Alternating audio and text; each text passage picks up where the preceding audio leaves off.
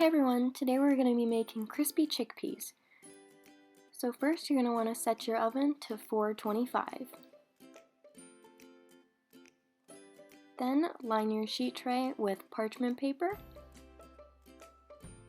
And then drain and rinse your chickpeas.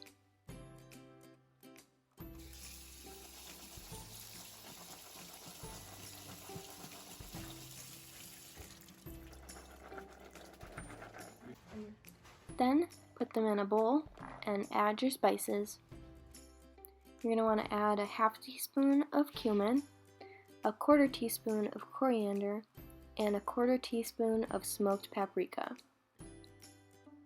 Add some salt and pepper,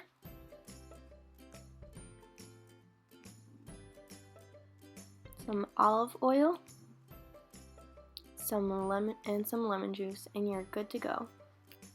Spread onto your pan and pop it in the oven.